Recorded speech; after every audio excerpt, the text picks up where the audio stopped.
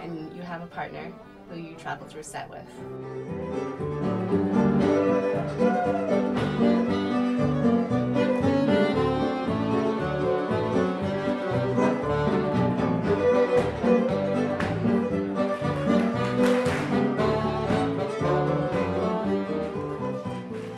It doesn't really sound that fun to people when they hear it out of context, when they don't know what it is.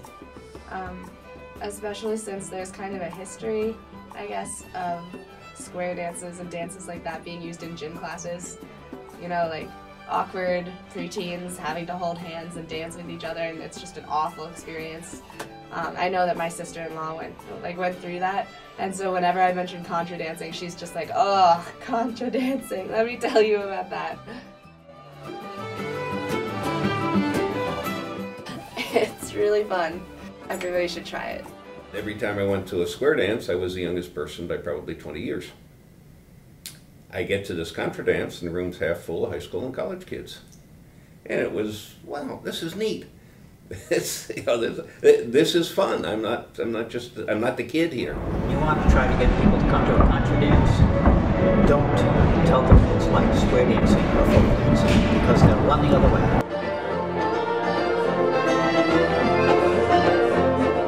At Brown University, what they did was real funny little posters. I see London, I see France, contra dance. You know, little sayings like that, right? Back to the right, go the other way back. New ladies, left, new element, left. Partner balance now.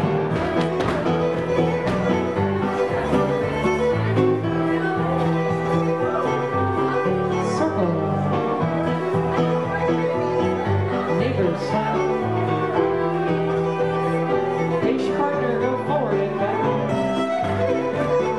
Everybody to the left. I would probably name on my two hands all the people I know who are within 35 to 45 years old. To see the people who are 10 or 15 years younger than me doing it now validates everything that I did back then. You know, I only wish that when I was that age, when I was like 22, I would have loved to have had a peer group. That would have just been so much more fun.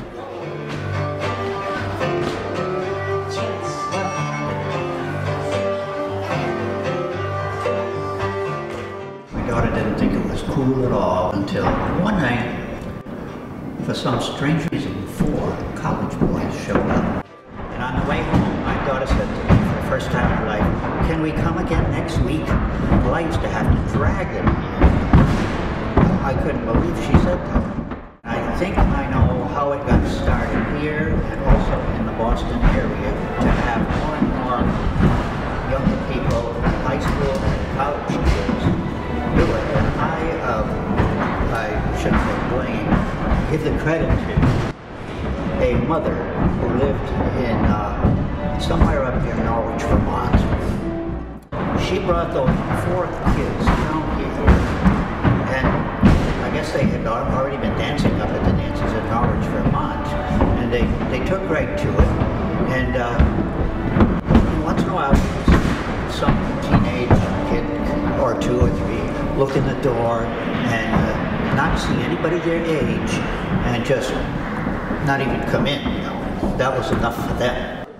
The music was strange to them, you know, although it was the kind of music we've enjoyed all our life.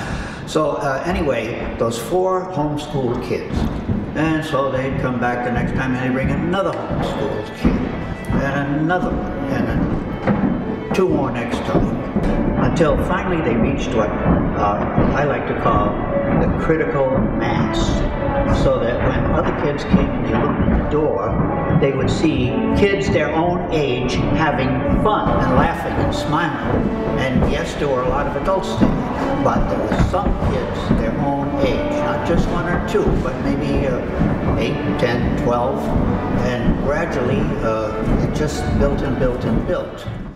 I had a few friends that knew about this, and I don't know, so we decided, they took me along. Ellie has always known how to dance.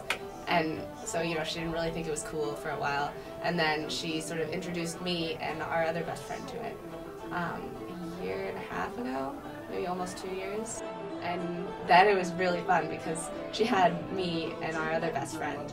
And so we went there together, and then we would talk about dances afterwards, and it was really, really fun. That's kind of how we got into it. I ended up meeting these younger people, and often that's what drives the whole thing in the end anyway. It's finding a peer group to do it with. So even though I always did the music, I really didn't get started on playing contra dance music until I found those two people who are my age to do it with.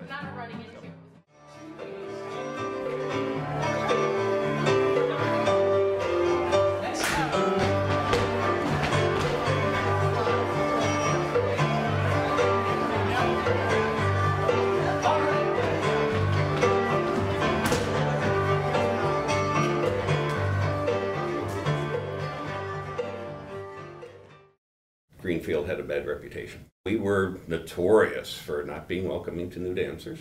That has changed. I mean, now I have people coming to me and saying, "Oh, I really loved it last time I was here. I came back because everyone was so welcoming." And it's kind of like, you know, are you talking about us? You'll slide to your left and forward. And now you're facing couple number 2. Slide to your right and forward to face couple number 3 along your line. Now when you're on the end of the set, you can imagine, or maybe you're experiencing some extra yardage, but that's okay. The ends are there to humiliate at every opportunity. I can tell you why I like dancing with the young ladies. Because we're hardwired that way. But why the young ladies want to dance with me, I'm not sure I can tell you. You would have to answer that question. The older people who came to the dances were the better dancers. So to get to dance with some of the older people was a real treat, you know, because you could figure out like how the rhythm worked and how, you know, how it worked. Nowadays, there are a lot of great dancers that are, you know, teenagers.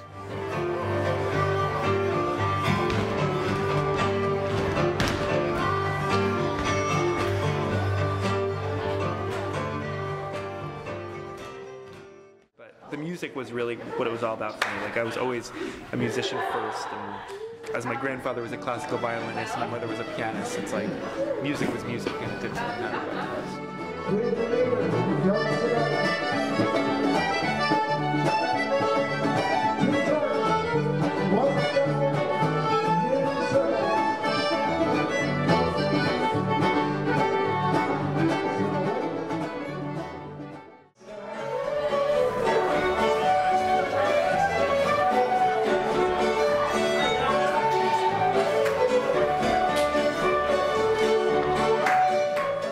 I always vowed that I was not going to get so serious about playing for music because I really wanted to dance. Like, dancing was it.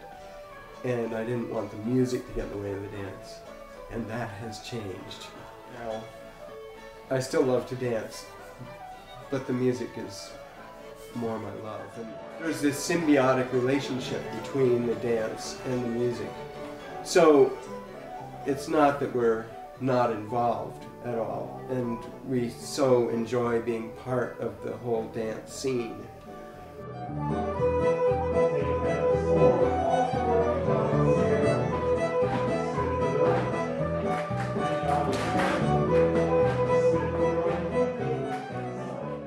Evidently, what we do